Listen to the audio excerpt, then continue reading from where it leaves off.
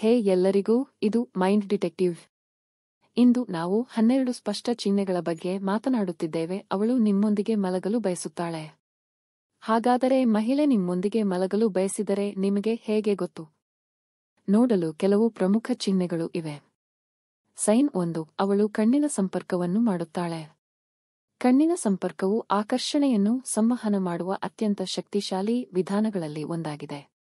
ಅವಳು ನಿಮ್ಮ ನೋಟವನ್ನು ಹಿಡಿದಿದ್ದರೆ ಅವಳು ನಿಮ್ಮ ಬಗ್ಗೆ ಆಸಕ್ತಿ ಹೊಂದಿದ್ದಾಳೆ ಎಂಬುದಕ್ಕೆ ಇದು ಉತ್ತಮ ಸಂಕೇತವಾಗಿದೆ.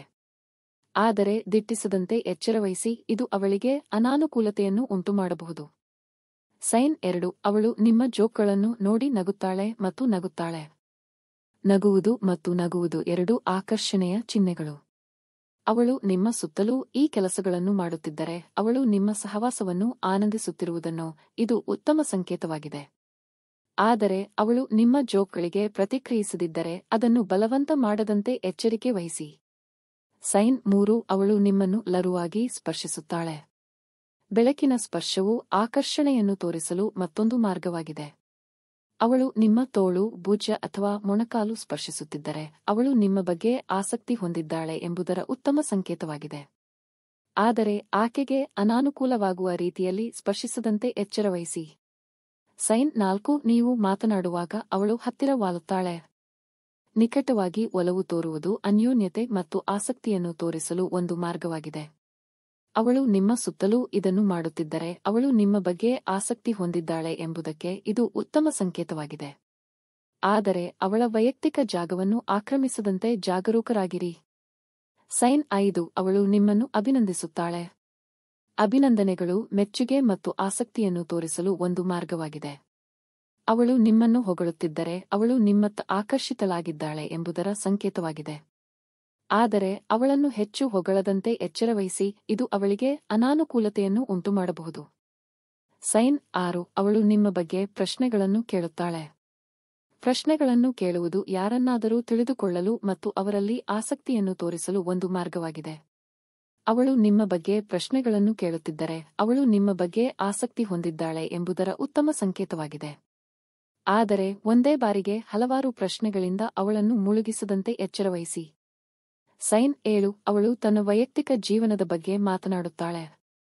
ಅವರ ವೈಯಕ್ತಿಕ ಜೀವನದ ಬಗ್ಗೆ ಮಾತನಾಡುವುದು ನಂಬಿಕೆ ಮತ್ತು ಅನ್ಯೋನ್ಯತೆಯನ್ನು ತೋರಿಸಲು ಒಂದು ಮಾರ್ಗವಾಗಿದೆ. ಅವಳು ನಿಮ್ಮ ಸುತ್ತಲೂ ಇದನ್ನು ಮಾಡುತ್ತಿದ್ದರೆ ಅವಳು ನಿಮ್ಮ ಬಗ್ಗೆ ಆಸಕ್ತಿ ಹೊಂದಿದ್ದಾಳೆ ಎಂಬುದಕ್ಕೆ ಇದು ಉತ್ತಮ ಸಂಕೇತವಾಗಿದೆ. ಆದರೆ ಅವಳ ವೈಯಕ್ತಿಕ ಜೀವನದಲ್ಲಿ ಹೆಚ್ಚು ಇಣುಕದಂತೆ ಎಚ್ಚರವಹಿಸಿ. ಸೈನ್ 8, ಅವಳು ನಿಮಗೆ ಲಭ್ಯವಾಗುವಂತೆ ಮಾಡುತ್ತದೆ.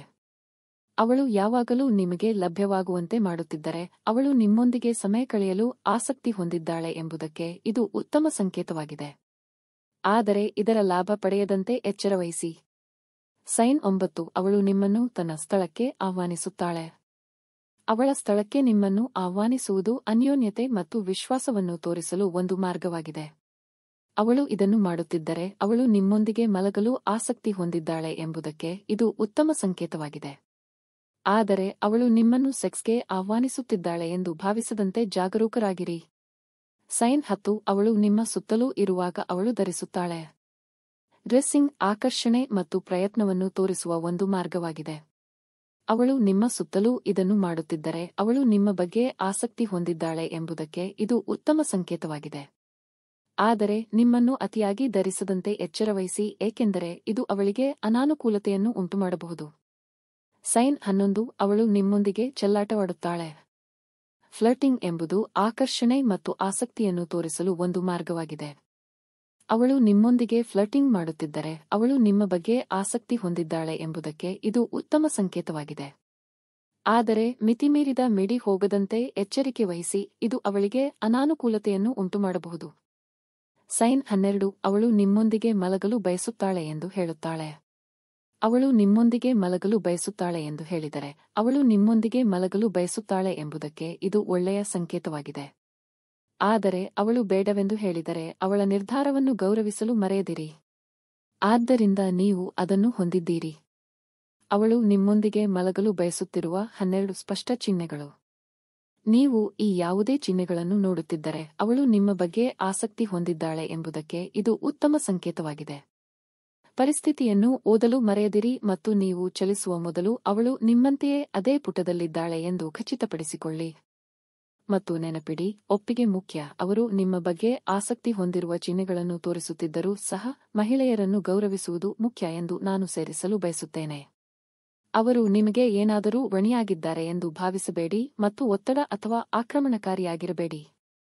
ಆಕೆಗೆ ಆಸಕ್ತಿ ಇದೆಯೇ ಎಂದು ನಿಮಗೆ ಖಚಿತವಿಲ್ಲದಿದ್ದರೆ, ಎಚ್ಚರಿಕೆಯ ಬದಿಯಲ್ಲಿ ತಪ್ಪು ಮಾಡುವುದು ಮತ್ತು ಅವಳನ್ನು ಓದಲು ಕೇಳುವುದು ಯಾವಾಗಲೂ ಉತ್ತಮವಾಗಿದೆ.